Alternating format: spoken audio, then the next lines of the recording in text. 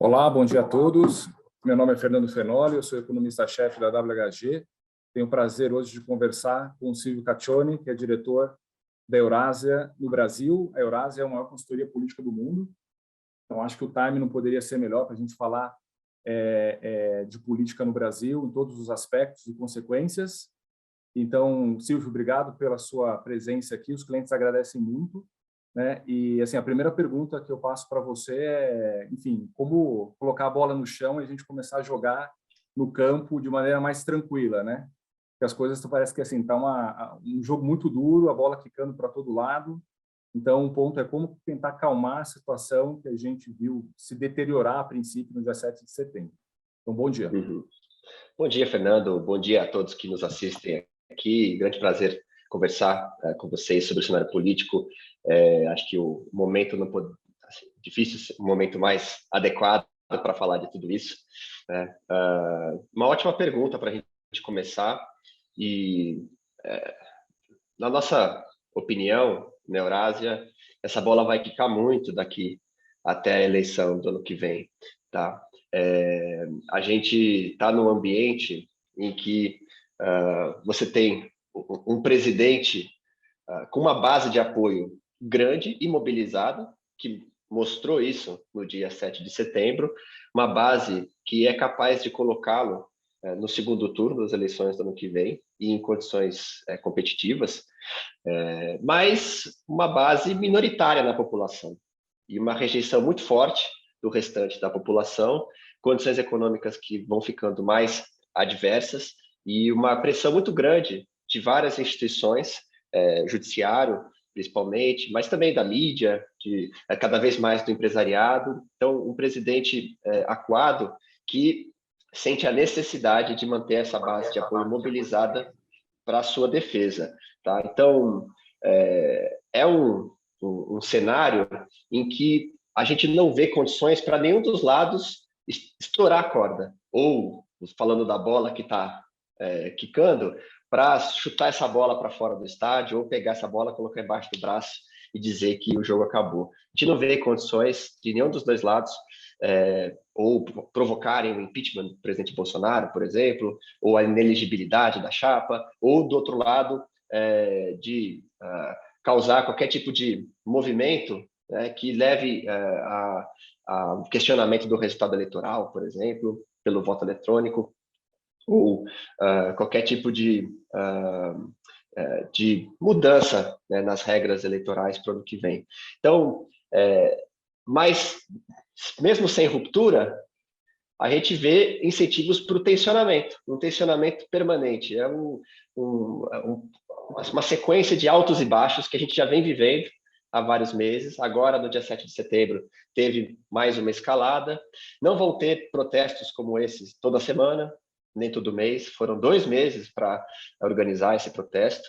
Então, nas próximas semanas, pode ter um vazio nessas mobilizações. Então, vai ter comentários aqui ou ali do presidente Bolsonaro, algumas respostas de instituições, mas vai ter uma janela para que os bombeiros atuem, aquele esforço para tentar avançar com as pautas urgentes no Congresso, a questão dos precatórios, por exemplo, medidas para reduzir o risco de uma crise hídrica, que também é muito relevante.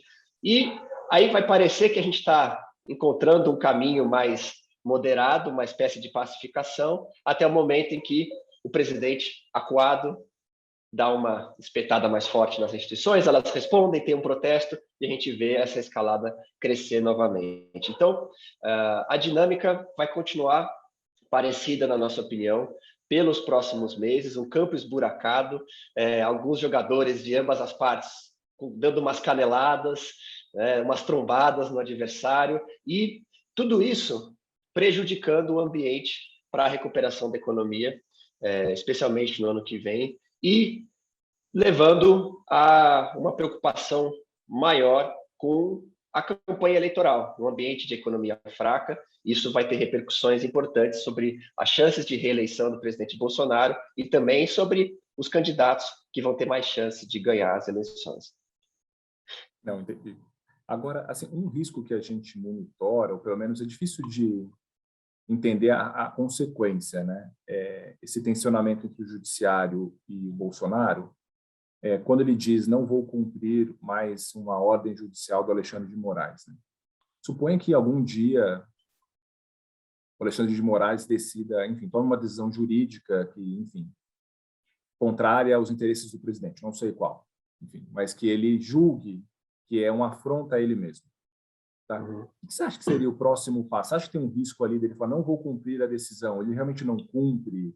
De qual forma ele pode não cumprir, influencia a Polícia Federal para não cumprir uma decisão judicial do Alexandre? Você acha que esse é o ponto de risco, de cenário, a gente acordar um dia, né? Como tinha na Lava Jato, a gente acordava e tinha alguém preso, era notícia da manhã, a notícia da manhã vai ser, olha, teve uma decisão judicial não cumprida, aí foi a escalada extra. Você acha que esse é o canal assim que a gente tem que, enfim, estar atento? Esse é o canal de risco para o mercado e para o cenário político? É um dos gatilhos de uma nova escalada que a gente precisa monitorar. E tem muitos cenários sendo debatidos abertamente em Brasília por todos esses atores sobre o que poderia acontecer se houvesse um descumprimento de ordem judicial pelo presidente. Por exemplo, algo que ele falou explicitamente no dia 7 de setembro e que já levou uma resposta do Supremo no dia seguinte nas palavras do presidente Luiz Fux. Em primeiro lugar, deixar bem claro aqui, o protesto de 7 de setembro foi grande, mas ele não intimidou o judiciário e nem a oposição. Ao contrário, até, o protesto foi grande e mobilizou a base do presidente, mas havia expectativa de que fosse maior.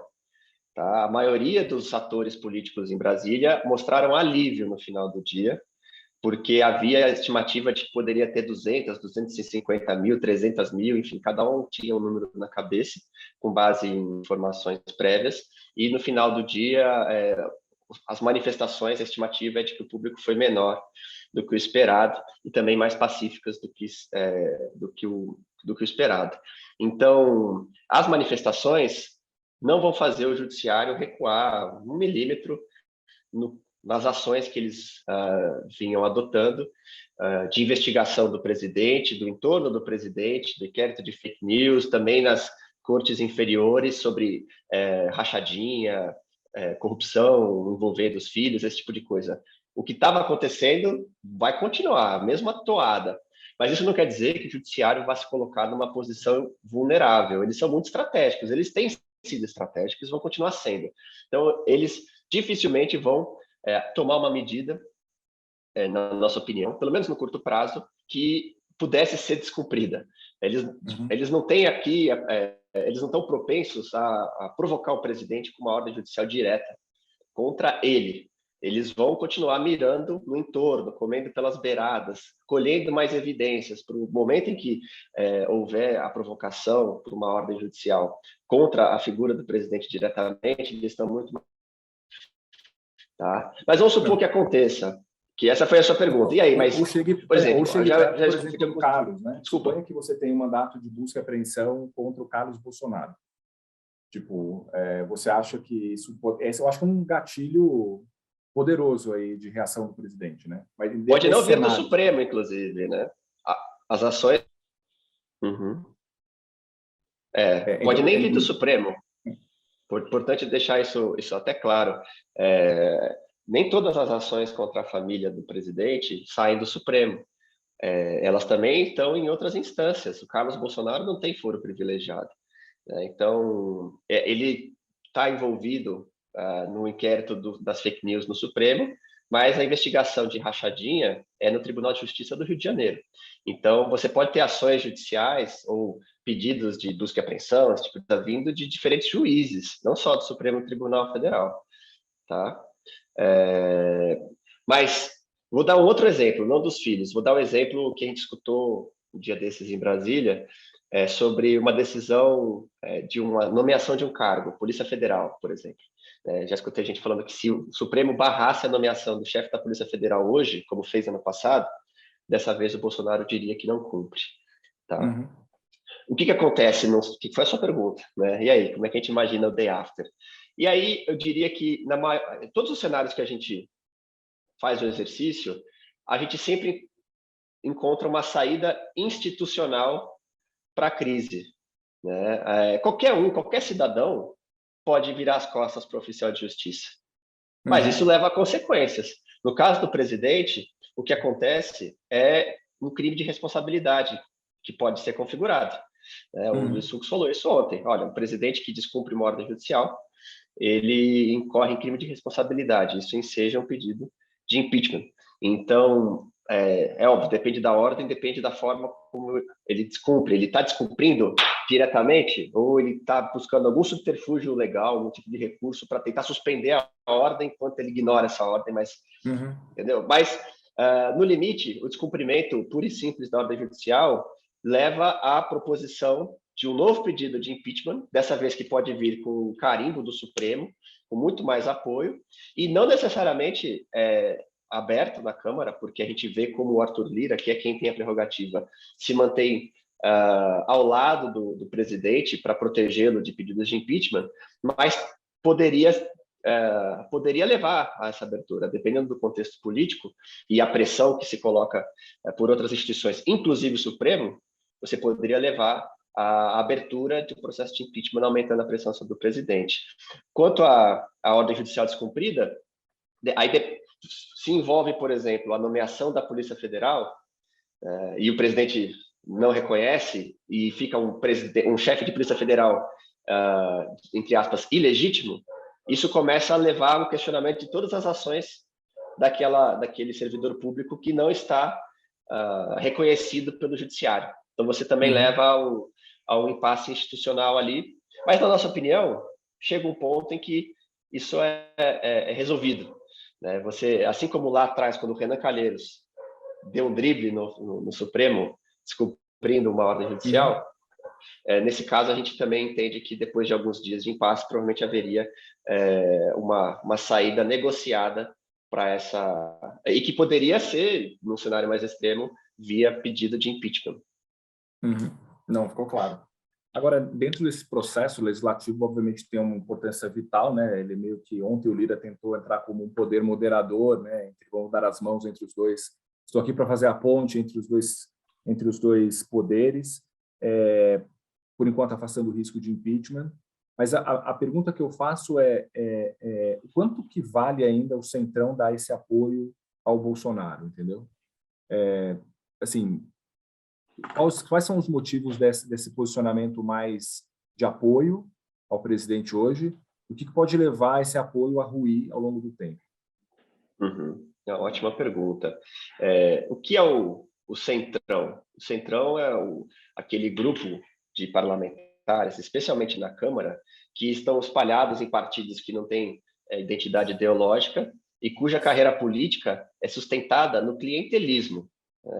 Ele mantém bases ali em algumas cidades, tem aliança com o prefeito, tem aliança com as figuras políticas locais, e o trabalho dele, como político, é fazer a ponte entre essas figuras locais e o governo federal. Ele extrai recursos do governo federal via emendas parlamentares, via cargos, ele coloca os afiliados, né, em cargos Uhum. estratégicos dentro da administração federal, e com essa transferência de recursos que ele vai mantendo ao longo do tempo, ele se fortalece para ganhar a reeleição e manter essa mesma prática política no mandato seguinte, independente de quem seja o presidente. Então, é assim que o Centrão trabalha. Isso daqui esse é o modelo, enfim, que funciona no Brasil desde que existe Brasil, tá?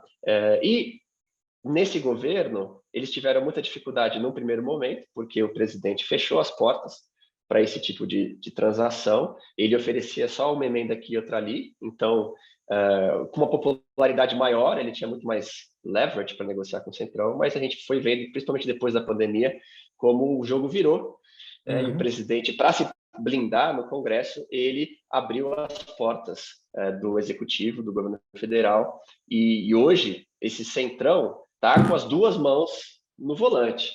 Né? Eles têm o Ciro Nogueira na Casa Civil, a Flávia Arruda na Secretaria de Governo, então a interface política do Executivo é controlada já pelo Centrão. Eles que têm eles têm a visão completa dentro do executivo sobre onde estão as emendas, quem está recebendo, qual o timing de distribuição. E pela Câmara, Arthur Lira é o principal fio condutor do Centrão, porque ele controla a agenda de votação na Câmara e mantém o grupo de parlamentares da ordem de 200 e poucos deputados alinhados ao governo com essas promessas de emendas e cargos. Eles têm, muitos, não todos, mas muitos desses deputados têm mais lealdade ao Lira e ao governo do que ao próprio líder partidário. Tá? Então, é assim que eles trabalham, eu só quis dar esse contexto para a gente entender o que eles fazem daqui para frente. Daqui até a eleição, essa máquina para eles está funcionando. Eles estão transferindo esses recursos para as bases deles. Interessa cortar essa corda com o Bolsonaro ou dar um reset e ter que negociar com outro presidente, o Mourão, antes das eleições? Não. O presidente está fraco, o presidente está dependendo deles e está dando tudo que eles pedem. Então, para eles, o ideal é manter esse governo vivo.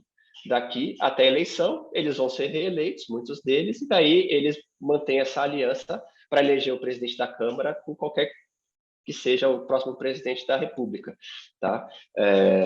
Agora, isso, esse é um dos lados, só colocando o outro. Interessa também para eles bater de frente com um presidente que tem 30% de aprovação ainda e que em muitas das cidades é um presidente popular, né? Também não interessa. Né? Isso também é impeachment. Né? Então, muitos desses deputados, eles olham para essa relação custo-benefício e está longe de compensar. Então,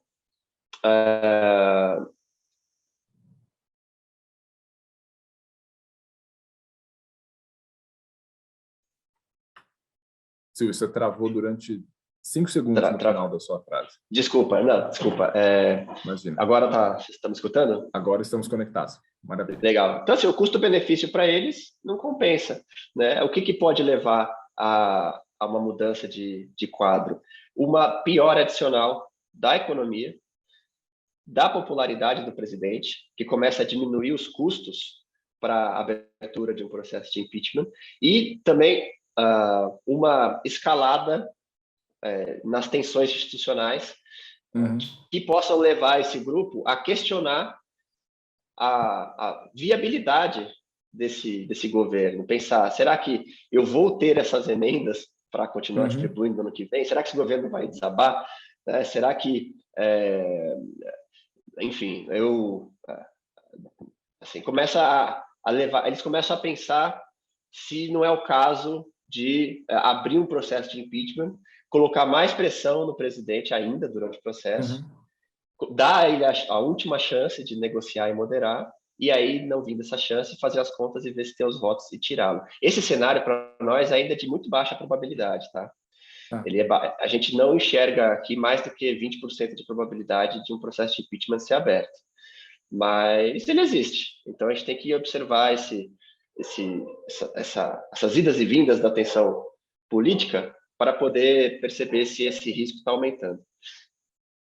Mesmo que não tenha impeachment, você acha que o mês de abril é um mês importante onde o grupo centrão, né, eles podem simplesmente deixar de ser base governista, porque eles já receberam, as emendas são impositivas, já estão no orçamento, então a partir de abril já é hora de pensar nas alianças para a eleição de outubro de 22, então é o momento que eles podem desembarcar do governo sem impeachment, mas desembarcam e daí eles acoplam talvez numa oposição?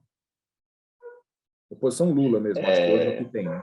O ano que vem todo, na verdade, né? A agenda legislativa.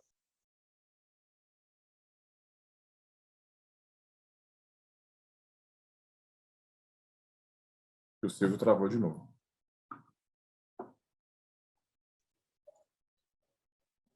Oi. Desculpa, voltei aqui. Troquei a conexão. Desculpem aí pelas falhas.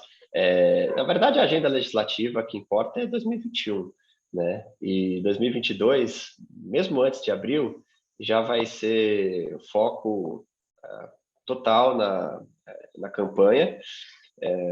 Aí você vai ter cada partido do Centrão, cada liderança regional calculando a sua melhor estratégia. Muitos vão continuar com o governo, identificando que ele é competitivo, que ele é forte, é melhor ficar aliado. Outros vão virar as costas. outros vão manter uma postura de independência. A gente já está vendo vários desses grupos mudando de postura já em 2021. O PSD, por exemplo, foi governo boa parte e agora já tem uma postura muito mais independente com relação ao Bolsonaro e já está tentando lançar o Rodrigo Pacheco como candidato, por exemplo. Agora, o Centrão desembarcar em 2022 significa muita coisa? Acho que não também, porque para a agenda não vai ter grandes discussões no Congresso sobre política fiscal, sobre reformas. Também, em 2022, riscos de ruptura, de impeachment são muito menores, porque o processo também não é tão rápido, faz mais sentido para a maioria dos políticos esperar a eleição chegar. Se o presidente está fraco, é mais fácil esperar, ele perde e outro virá. Então, tem menos relevância a adesão do Centrão em 2022 do que em 2021. Entendi. E agora, já mudando um pouco de assunto para a agenda de reforma, Silvio, hoje os jornais colocam aí que a agenda de reformas ficou congelada, né? Tem várias matérias nesse sentido. Então, acho que em dois pontos, eu acho que super importantes da agenda de reforma, que basicamente precisa se decidir nesse ano calendário, né, de certa forma. Primeiro, a questão dos precatórios. Existia ali uma chance do judiciário. O judiciário estava dando uma mão ao Bolsonaro, a gente resolve aqui, você não vai ter um problema, né, mais difícil para resolver. Talvez agora eles não vão estender essa mão, dado o que aconteceu na terça-feira. Então, o que a gente pode pensar dos precatórios? Acho que é super importante para mercado e preço de ativo, né? Qual vai ser a solução disso? Especialmente se tiver uma solução fora teto, com a possibilidade de bônus social, acho que é isso que seria a pior reação de mercado, né? Seria um fura-teto clássico. E a questão da reforma tributária, né? Nossos clientes é super relevante, tanto a questão da aprovação no Senado, quanto ao timing disso, né? Se a gente consegue isso cedo, ou a gente vai ter aquela sensação, né? Até eu comentava há uma semana, parecia que a reforma tributária estava morta na Câmara, né? Só faltava uma forma de enterrá-la, e em 2 dias o Lira conseguiu 390 votos. Então, às vezes a gente pensa que também essa reforma tributária vai ficar morta no Senado, é um pouco mais hostil ao presidente, mas às vezes ela também passa. Então, ela pode passar numa configuração, né? Alguns clientes perguntam, será que vem fatiada, só uma parte passa, outra não passa, o que é mais provável, o que não é? E o timing, né? Se vem agora já em setembro, começo de outubro, ou se a gente vai ter aquela sensação que vai tudo morrer na praia, e na véspera do Natal eles aprovam tudo e daí vira uma correria para 2022. Então, acho que eu queria passar essas duas perguntas de reforma, que eu acho que são as mais importantes aí até o final do ano. Não, ótimas perguntas. Fernando, se me permite, eu vi aqui também que chegou pelo chat um pedido de esclarecimento, né, de estimativa do público nas manifestações do dia 7 de setembro. A gente não tem um número definitivo, tá? Mas a gente, olhando pelas imagens aéreas dos momentos de maior concentração, né? Então, em Brasília, quando o presidente estava ali passando de helicóptero, discursando, depois em São Paulo também, quando o presidente estava discursando, nos pareceu que as estimativas são da ordem de 100 mil pessoas em Brasília e 125 mil, 150 mil em São Paulo. Tá? Em São Paulo, a polícia estimou 125 mil, em Brasília, eles estimaram entre 50 e 80 mil. Tá? Então, enfim, depois até, se tiverem curiosidade... Em torno de 250 mil pessoas, aproximadamente, na soma dos... Nas duas, sem contar as outras cidades, mas essas duas cidades. eram o foco principal, né?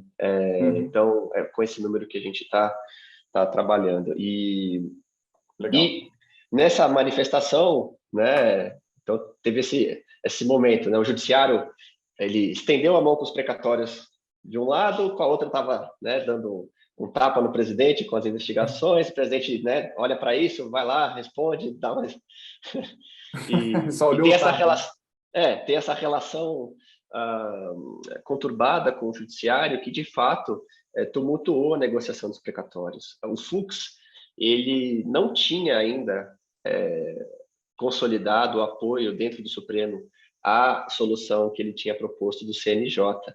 Tá? Não só por causa dessa desconfiança com relação ao Bolsonaro, que muitos ministros têm, mas até por questões técnicas mesmo. Existe um precedente contrário do Supremo a esse tipo de solução que tem uma trava para o pagamento dos precatórios. Tá? Então, Ainda tinha um debate dentro do Supremo sobre se precisava ou não de uma PEC para poder legitimar esse acordo, e com essa manifestação mais recente, na nossa visão, a chance de fazer esse acordo sem PEC caiu. Tá? Ainda não é zero, mas hoje o nosso cenário base é de que é muito provável que vá precisar mesmo de uma PEC, e o governo tem uma na Câmara, a PEC 23, que eles já mantinham como um plano B para esse cenário. E aí, aprovar uma PEC, mesmo que haja muito esforço do governo, leva tempo, porque você tem muitos prazos a cumprir. E, na nossa opinião, o mais provável é que seja aprovado em novembro só, essa PEC. Na Câmara em outubro, no Senado em novembro. A gente não tem convicção ainda do formato, o que vai ter como conteúdo, mas tem dois cenários principais. Um é a solução do fluxo empacotada na PEC, ou retirar os precatórios do teto e recalcular o teto. Essas são, de longe, as duas principais soluções que estão postas na mesa, que do ponto de vista do credor faz muita diferença, mas do ponto de vista do fiscal, espaço de gasto em 2022 dá no mesmo. Abre 18 bilhões de reais embaixo do teto para programa social, investimentos, etc. Então, a gente tem uma convicção alta de que aprova uma PEC. O maior risco é timing, é de acabar escorregando para dezembro, você tem que levar essa negociação para o último minuto e atrapalha a aprovação do orçamento, pode levar a um ruído político adicional, mas tem um enorme interesse do Congresso também para viabilizar essa solução, porque eles também não têm interesse em ter em espremer o orçamento de 2022 e comprometer as suas próprias emendas parlamentares e também o funcionamento de serviços essenciais pelo Executivo. Então, na nossa opinião, mesmo com as dificuldades de trâmite, essa PEC muito provavelmente vai ser aprovada. Tá? Bom, ela tem que ser aprovada antes de dezembro, porque a questão da legislação eleitoral, se você faz um reajuste do Bolsa Família, o primeiro pagamento não poderia acontecer em ano eleitoral, certo? Não sei se eu estou correto nessa minha posição, então teria que ser aprovado em novembro para fazer o pagamento em dezembro e não é configurar um crime, mas a legislação eleitoral não permitiria que o primeiro pagamento pré-ajustado e com uma base mais ampla de beneficiários acontecesse em janeiro. Tem coisas um pouco diferentes aqui. É correto que o Auxílio Brasil precisa ser iniciado nesse ano, ele não pode começar no que vem, porque a legislação eleitoral veda a concessão de vantagens aos eleitores que não tenham sido já oferecidas no ano anterior à eleição. Tá? Mas o Auxílio Brasil em 2021, novembro, dezembro, não vai ser ele não precisa dessa PEC para ser iniciado. Tá? Ele vai ser bancado com recursos que já existem no orçamento desse ano, grande parte do próprio Bolsa Família que não foi executado por causa do auxílio emergencial. Tá? Então, eles têm dinheiro para fazer esse Auxílio Brasil nesse ano de 2021. Mas o problema é garantir o orçamento de 22. Tá? Então, essa PEC, ela pode até passar em dezembro. E o Auxílio Brasil ter sido iniciado em novembro. Mas, se essa PEC passa muito em cima do final do ano, isso dificulta a conclusão da peça orçamentária. E, no limite, se essa PEC for aprovada só no ano que vem, você pode ter você pode ter questionamentos a respeito do quanto de precatório efetivamente vai precisar ser pago, qual a validade dessa norma, e isso pode tumultuar bastante esse processo, pode levar à descontinuidade desse programa social. Entendi. Que também não é interessante para o governo. Então, eles estão trabalhando com... o deadline deles é outubro, tá? Para ser bem claro aqui contigo. Que para nós é irrealista até. Muito difícil resolver essa PEC até outubro. Mas é o foco deles. Eles querem resolver isso o mais rápido possível para poder organizar bem o orçamento do ano que vem e garantir a execução desse programa. Não, legal. Legal. E da reforma tributária? E da reforma tributária, não está morta, definitivamente. A gente tem dois cenários, né? O que passa e o que não passa, mas a probabilidade desse cenário está muito dividida. A gente hoje está tendendo mais a apostar que não passa, mas está em 55% essa probabilidade. A probabilidade de que passa está em 45%. Tá? Essa probabilidade de aprovação veio caindo nos últimos 2 meses por uma série de razões, entre as quais a piora no ambiente político e econômico. A expectativa 2 meses atrás era de que a articulação política do Senado não ia ser uma maravilha, mas ela também não pioraria. Você tinha o Ciro Nogueira chegando para a articulação, você tinha um diagnóstico claro no governo de que era preciso dar mais atenção aos senadores e aproximar dos principais líderes, distribuir mais emendas, enfim. Eles tinham conseguido arrancar a aprovação da Eletrobras ali no Senado com muita dificuldade, e eles estavam focados em melhorar as condições para o resto da agenda avançar no segundo semestre. Isso num contexto em que a economia estaria recuperando na saída da Covid e melhorando a popularidade do presidente, ainda que lentamente. Não aconteceu, você teve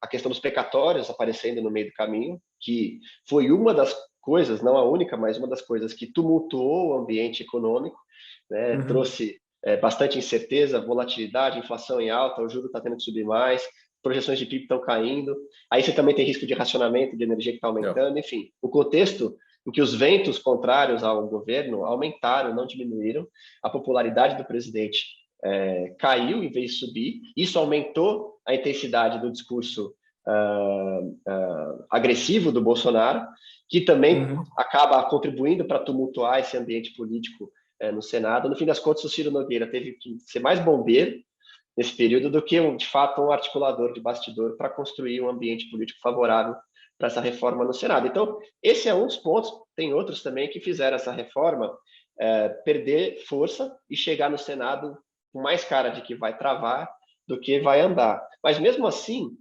é uma reforma que tem vários fundamentos políticos importantes que vão levar a novos esforços para tentar viabilizar. É uma reforma que o governo quer corrigir tabela do imposto de renda pessoa física, cumprir uma promessa eleitoral.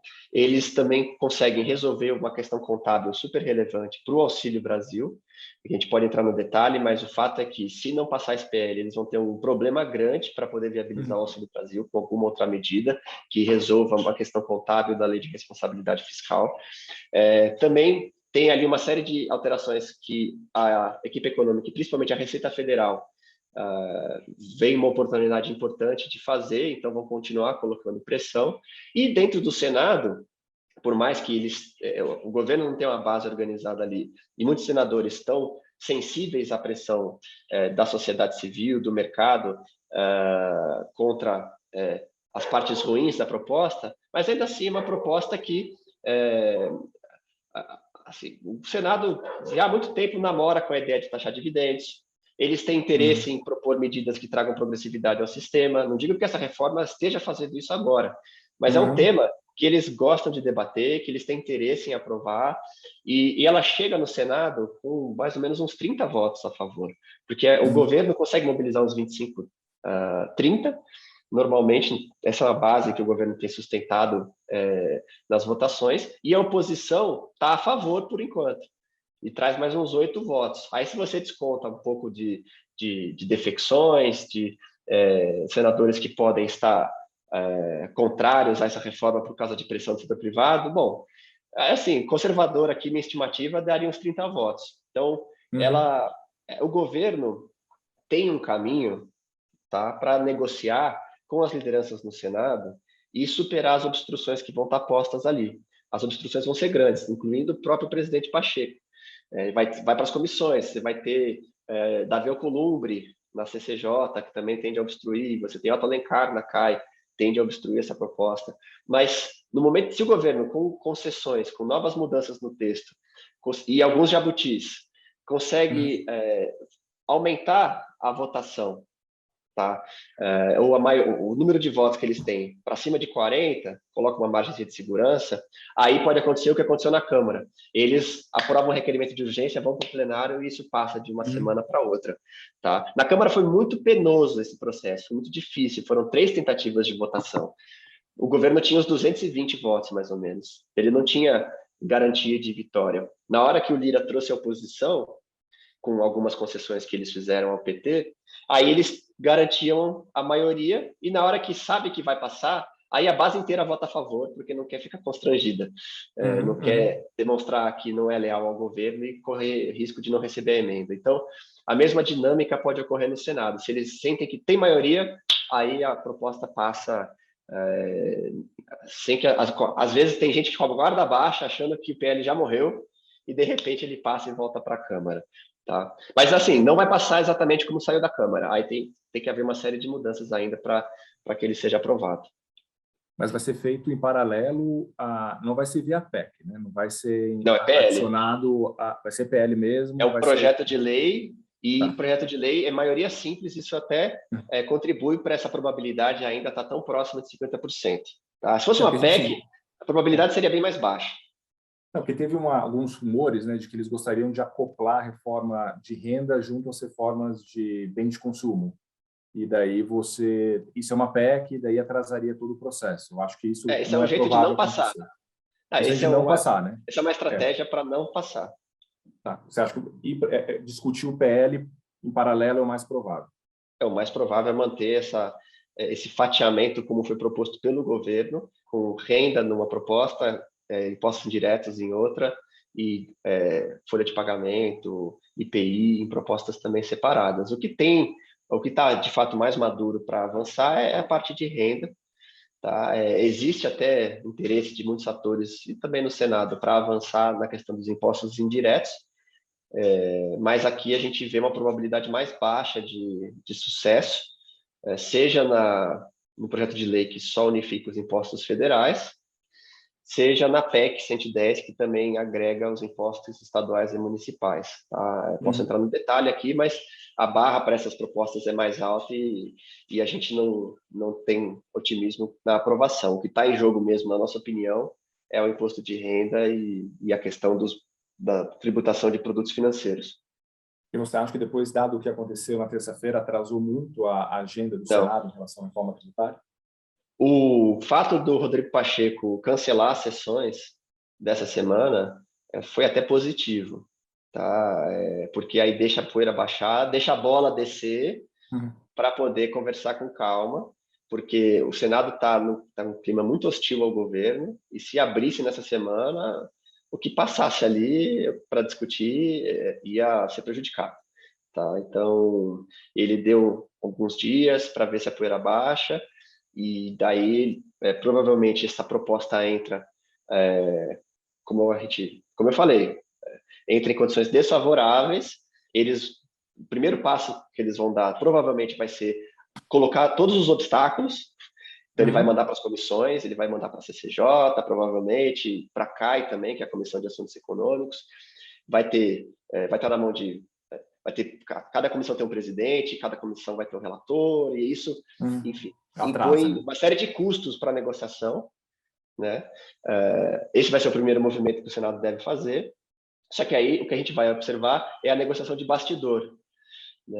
Muito provavelmente essa negociação não vai ser feita com vários relatórios, com vários pareceres que são negociados, postos para votar. Não, provavelmente vai ter umas audiências públicas, mas o movimento de fato vai estar no bastidor entre governo, lideranças no Senado, tentando costurar mudanças no texto que gerem aprovação no plenário. Tá. E aí, se eles têm essa garantia, eles passam a urgência e jogam direto lá. E você tem assim você tem ouvido alguma coisa sobre o que poderia mudar dessa peça que veio da Câmara? O Senado tem já um pouco mais de convicção para mudar? Pois primeiro ponto, a gente acha improvável que seja fatiada essa proposta. Tá? O governo gosta muito de dizer que essa proposta é como uma mesa que tem 4 pés. Se você tirar um, ela tomba. Né? Você vai corrigir a tabela do imposto de renda pessoa física, mas isso custa dinheiro, então você tem que tirar de outro lugar, aí você coloca a taxação dos dividendos, mas aí você precisa compensar, no corporativo você acaba reduzindo a taxação nas empresas. Isso também atende a uma lógica econômica que o governo está tentando implantar, de transferir a taxação do lucro para o acionista. Né? No momento que você faz essa migração, você precisa ajustar toda a tributação dos produtos financeiros para estar coerentes com o mundo em que os dividendos são taxados. Então e aí quando você vai atualizar tudo isso, você, enfim, já faz uma série de aprimoramentos a tributação dos produtos financeiros. Então, você tem ali 4 pilares. Se você tira um, a mesa tomba.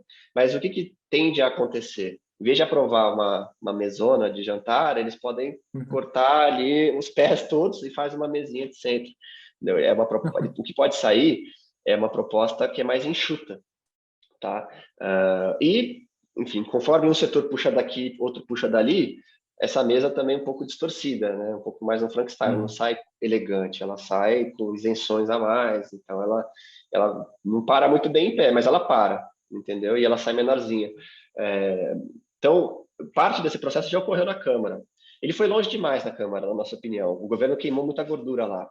E aí chega no Senado sem tanta margem de manobra para poder articular por lá. Mas, por exemplo, quando o governo aceitou reduzir a alíquota de dividendos de 20% para 15%, isso já acendeu ali em muitos interlocutores, muitos negociadores, uma luz ali. Pô, agora essa proposta ela tem upside para a gente. Né? Eu já escutei isso de vários. Olha, ela pode ser ruim para o país, mas ela é boa para o meu setor. Para muitas empresas, ela já representa uma desoneração. Tá? Para quem está no lucro real, para quem está no simples, já era por causa da isenção, né? Lucro presumido, empresas de pequeno e médio porte. Para a maioria das empresas, essa proposta desonera. Então, podem não defender publicamente, mas também talvez não vão brigar tanto contra. Você tem ali algumas discussões que poderiam deixar essa reforma ainda mais doce. Né? Você pode colocar uma regra de transição nos dividendos. O governo está pensando nisso. Então, em vez de chegar a seco uma alíquota de 15% a partir de 1º de janeiro de 2022, você pode propor uma transição, talvez de um trimestre, talvez um período um pouco maior, em que os dividendos distribuídos no começo do ano que vem vão ter uma alíquota mais baixa. E aí, para muitas empresas que não tem nem como pegar o lucro desse ano e distribuir correndo até o dia 31, elas têm a oportunidade de distribuir a uma taxa menor. Você pode fazer uma escadinha, algo mais gradual na taxação de dividendos. Toda vez que você deixa essa alíquota aqui mais gradual, aí você tem que compensar na alíquota do IRPJ. Você diminui a ambição desse corte, também para não perder os estados e municípios. Né? Aí eles já fizeram esse parte na Câmara, já desceu para 8 pontos só de corte. Talvez eles vão diminuir um pouco mais, mas ainda tentando manter essa proposta com característica de desoneração, né, e não de aumento de carga. JCP, o governo insiste muito, mas já tem algumas vozes dentro da equipe econômica que acham que talvez a gente não consiga segurar. Talvez acabe tendo que abrir mão do fim da extinção da JCP para garantir a aprovação dessa proposta. Isso vai desequilibrar fiscalmente essa proposta ainda mais, mas talvez dá para pegar a receita em algumas outras caixinhas. No fim das contas, uma proposta que sai menor, tá? Que sai a um custo fiscal para o governo federal, mais do que para os estados, mas um custo suportável, e é um que a equipe econômica aceita tomar de risco para o ano que vem. Tá? Esse é o cenário em que a negociação é bem sucedida e tem a aprovação de um PL provavelmente mais, diria novembro, tá? E aí tem a Câmara uma votação final só para confirmar antes de entrar esse projeto ser sancionado. Não é o nosso cenário base, mas é um cenário muito factível, na nossa opinião. Então, quem achar que essa proposta está morta e enterrada, corre o risco de ser pego com a guarda baixa. Tá. O cenário básico da Eurásia é que não aprova nada. Isso cai, não temos mudança de impostos para 22, mas com meio a meio, né? uma pequena vantagem para o não aprova, só isso. É quase 50-50 agora. A gente ainda não tem convicção de que não aprova. A gente olha para o cenário e põe o nosso dinheiro em que não passa, mas a nossa convicção nesse cenário é baixa. E a tributação sobre ativos financeiros, fundos exclusivos, isso meio que foi pacificado no Congresso, né? Eu acho que não tem muita margem para mudar. Não tem muita margem. A negociação maior vai ser feita no lado dos dividendos, do IRPJ, um pouco de pessoa física também, mas a parte da tributação de produtos financeiros já foi muito negociada entre a equipe econômica e o próprio setor, e não tem havido muitas demandas no Congresso por modificações ali. Tá? Fundo fechado é quase que uma unanimidade, eu diria, que tem que mudar o regime, tem que taxar, e mesmo a tributação do estoque não está sofrendo muita resistência no Congresso. Tá? Então, eu não espero mudanças relevantes nesse capítulo da reforma. Mas também não acho que passe sozinho. Se travou todo o resto, eles pegam só isso e fazem. Não, eu acho que a tendência dentro do governo seria aguardar tudo isso que foi negociado para acoplar num projeto parecido no próximo governo, para usar de cenoura, né? Assim, e também porque parte do motivo para fazer essa atualização é a tributação de dividendos.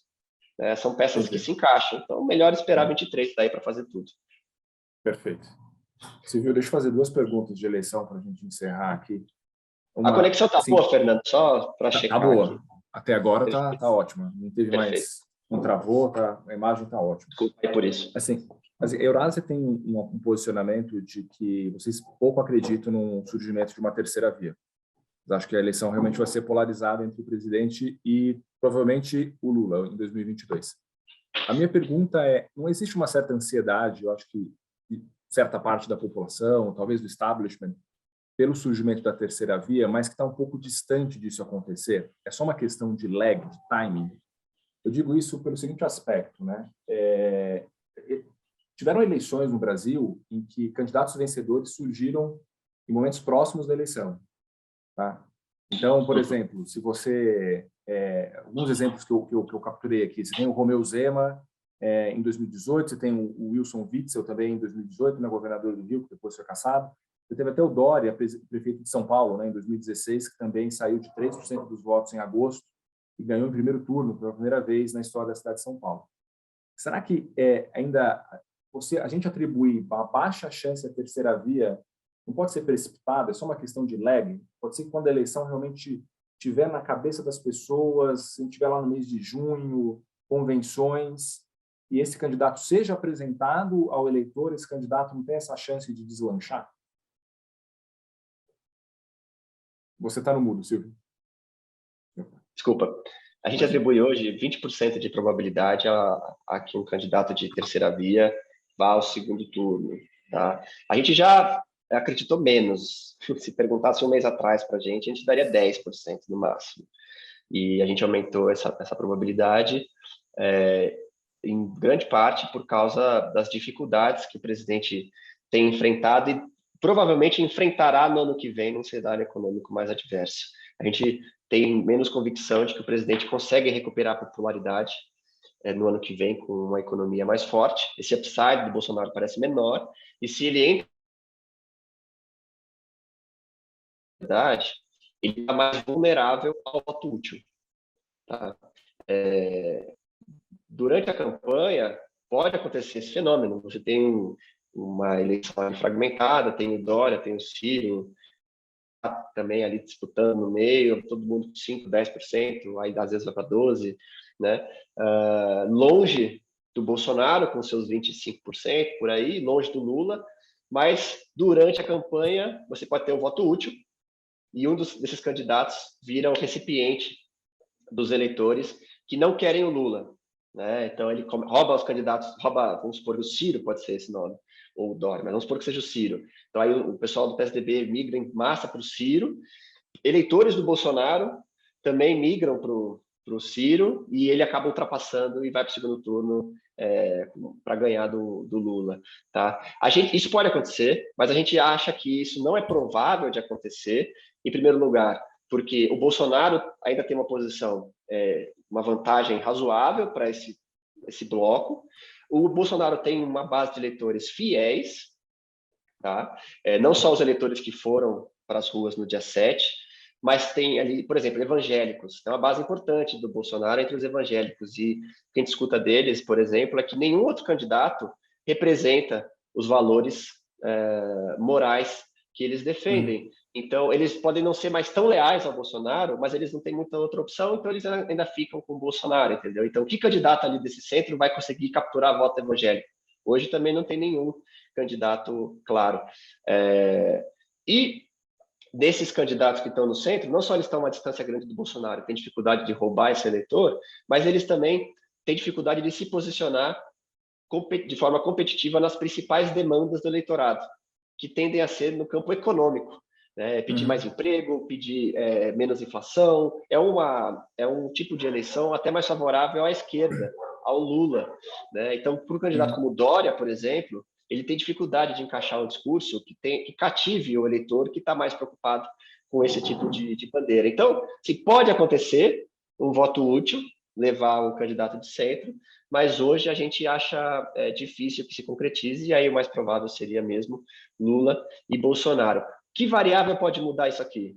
O que a gente tem que prestar atenção? Na nossa opinião, muita gente está preocupada com a fragmentação do centro. Então, está com a esperança de unir, tem que ter uma frente única, tem que achar um candidato que unifique o centro. Para nós, não é isso que importa. O que importa é o nível em que o Bolsonaro entra na eleição.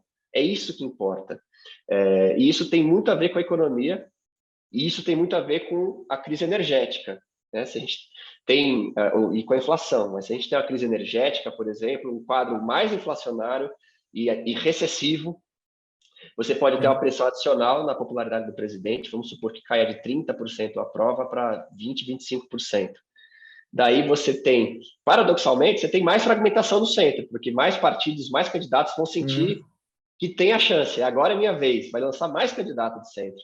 Mas todos eles estão no campo aberto, vendo o Bolsonaro ali perto deles e muito mais facilidade de um desses candidatos saltar na frente do Bolsonaro e ir para o segundo turno e ganhar a eleição. Então, na nossa opinião, o mais importante que a gente precisa monitorar é a taxa de aprovação do Bolsonaro, tá? E não quantos candidatos vão ter no campo de centro.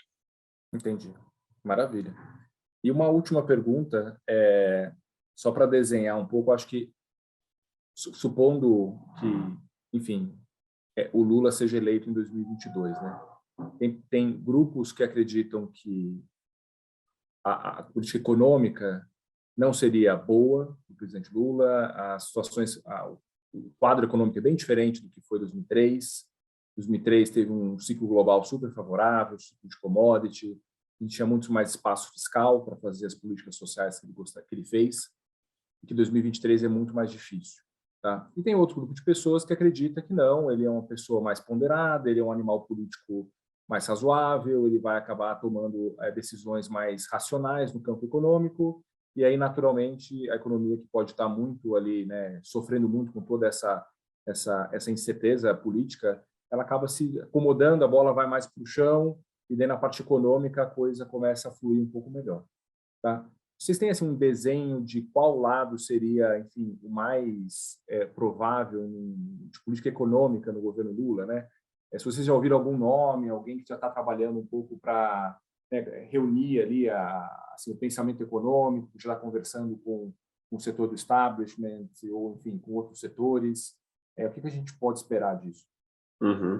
Acho que essa é uma ótima pergunta, ainda mais com o Lula surgindo como um candidato competitivo e hoje, diria, na pole position para a eleição do ano que vem. Não é o franco favorito, mas ele é quem larga na frente nesse momento das eleições de 22. E para o nosso trabalho, a gente conversa com todo mundo, todos os atores políticos, né? A gente conversa com os caminhoneiros, com os petistas, com todo mundo. E a gente tem aumentado a frequência dessa interlocução com o PT para poder justamente responder a pergunta que você me colocou. E aí, uma das conversas recentes que a gente teve com uma liderança do partido foi muito interessante. A primeira coisa que a gente escutou foi: o Lula não é a Dilma.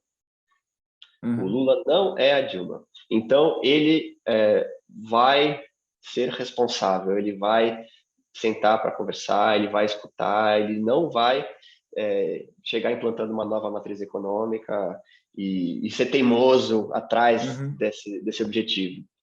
Ele está ciente dos desafios. Ao mesmo tempo, o Lula e o PT acreditam firmemente, eles têm convicção de que o marco fiscal brasileiro está quebrado, não serve, não está ancorando as expectativas do mercado e também não está dando nenhuma margem de atuação para o Estado participar, né, do desenvolvimento econômico e ampliar o colchão de proteção social. Então, eles vão sim propor, eles falam sério quando eles dizem que vão propor o fim do teto de gasto, tá? Mas eles também dizem: não faremos isso de uma maneira irresponsável, tentando passar uma PEC no Congresso sem qualquer preocupação com o fiscal. Tá? Uhum. Durante a campanha, a mensagem vai ser focada no eleitor, não no mercado. Uhum. Vai ser focada em dizer, vamos acabar com o teto de gasto, vamos ampliar investimentos e gasto social, mas eu vou fazer isso de maneira responsável, é o máximo que eles vão dizer. Mas ele não vai fazer uma carta, não vai anunciar ministro pró-mercado durante a campanha, achando difícil que isso aconteça. Tá. Ele não tem incentivo, ele deixa a turbulência durante a eleição prejudica mais o Bolsonaro do que a ele. Né? E depois que passa, quando ele fizer os sinais, se ele ganha a eleição e faz esses sinais depois de eleito, e leva a uma distensão, o mercado dá uma acalmada, isso é bom para ele no cargo. Né? Então, esses sinais de diálogo e a construção dessa proposta só vem depois de uma eventual eleição. E aí, eles não sabem exatamente como eles vão fazer essa mágica, mas algumas ideias que vão surgindo aqui ou ali nas conversas que eles têm mantido com o mercado, de trocar a trava do teto por algum outro tipo de gatilho que dê previsibilidade para o fiscal, que seja um ajuste mais gradual, mas que dê margem de manobra para eles. Então, coisas do tipo, o gasto ele pode crescer a uma proporção de X% do aumento previsto de arrecadação para o ano seguinte. Se a sua economia está crescendo, por a arrecadação vai crescer 3%, 2% descontado da inflação, aí então você pode prever 1% de gasto a mais. Se o PIB cai, você tem que aumentar imposto. Aí fazer um ajuste contracíclico ali, mas enfim, seria algo que é uma das coisas que eles puseram na mesa, por exemplo. Outras ideias é ter metas de gasto, não de primário. Você substitui a âncora e essa meta de gasto ela dá um pouquinho de folga, enfim, eles não sabem muito bem, mas seria por esse caminho. E eles vão conciliar isso com outras agendas que eles vão tentar alavancar para manter engajamento da comunidade empresarial, da comunidade internacional, ganhar alguns pontos que eles depois tentam gastar em outros lados. A agenda ambiental, por exemplo, eles vão vir com uma mensagem muito forte, antagonizando o Bolsonaro e tentando acoplar na agenda de mudança climática, Green New Deal, vai tentar se vender como a solução da Amazônia, e isso pode ajudar na imagem internacional do Brasil e do próprio presidente Lula. Tá? E vai dar certo ou não? Bom, aí depende muito das condições externas de liquidez, da proposta que vai vir para a mesa, mas a gente escuta visões bem distintas, né, no mercado. Tem gente que acha que isso aqui é uma espiral negativa, né, porque leva a uma deterioração muito forte do cenário de longo prazo do fiscal, enfim, não vai ter como. Isso vai piorar as condições econômicas do próprio governo Lula e vai levar a um ambiente muito difícil para ele operar no Congresso. Tá? Tem gente que acha isso, tem gente que acha que não, tem gente que acha que ele consegue se beneficiar de alguma complacência do mercado depois das eleições, que vai estar tudo muito descontado, muito pressionado, pode ter um efeito ali de melhora que ajuda a costurar um acordo político com uma base que ele monta ali no início de mandato. Ali na lua de mel ele consegue fazer essa manobra e depois, em voo de cruzeiro, com algumas turbulências, ele consegue executar o seu mandato sem perder condições de governabilidade.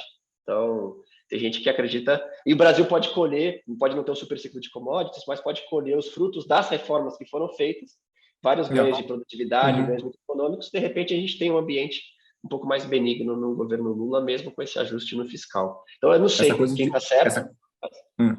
Essa coisa de desfazer algumas reformas é mais retórica política do que realmente virar, tipo, vou desfazer a reforma da Previdência, vou desfazer a reforma trabalhista. Isso é retórica de campanha, mas é pouco provável de implementação.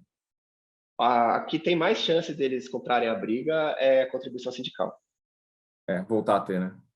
Voltar a ter. Isso para eles acho importante, mas não desfazer a reforma trabalhista. Talvez eles vão abrir o debate, mas eles não vão pegar essa briga no começo, minha análise. Eles vão focar no fiscal. Não vão desfazer reforma de previdência, não vão desfazer privatizações. Na questão de estatais, eles vão trabalhar com muito mais restrições agora, porque teve lei das estatais, tem estatutos muito mais rígidos para operar. Eles vão tentar ganhar mais graus de liberdade para poder usar a Petrobras de novo como política de Estado, mas eles não precisam comprar essa briga logo de cara. Tá? Eles podem tentar simplesmente no primeiro momento colocar a Petrobras de novo com uma postura mais ativa em investimentos, mas sem trombar muito de frente com o mercado, usando um pouco do caixa que está melhorando, da posição da empresa que tem melhorado, sem mexer no estatuto, e só mais à frente entender melhor qual que é o espaço para eventualmente subsidiar preço de combustível, esse tipo de coisa. A tendência seria nessa direção, mas não com movimentos muito precipitados num primeiro momento. Legal. Silvio, a gente já passou do nosso tempo aqui, a gente está na prorrogação. A gente fez essas analogias futebolísticas nessa apresentação de hoje. Espero que ninguém chute a bola para fora do estádio. A melhor analogia é levar a bola embaixo do braço para casa, né? Eu acho que tomara que a gente não chegue nesse ponto. E, cara, muito obrigado pela sua participação. Foi super, super legal, super esclarecedora. Exatamente, os nossos clientes aí ficaram bastante satisfeitos. E, enfim, vamos torcer para que tudo dê certo no final aqui, que vai ser um ano bem difícil. E se prepara que você vai trabalhar muito aí nos próximos 12 meses. Com certeza. E depois nos outros 12. Eu acho que analista político trabalha muito desde 2013, né? Desde aqueles protestos da Dilma, é um contínuo, né? Com certeza. E sem previsão de mudança, né? Trabalho a gente vai ter bastante, então muito assunto. Vai ser sempre um prazer conversar com vocês. Eu vou estar aqui à disposição. Legal. Obrigado, Silvio. Obrigado a todo mundo que participou. Bom dia para todos. Um abraço. Bom dia. Um abraço.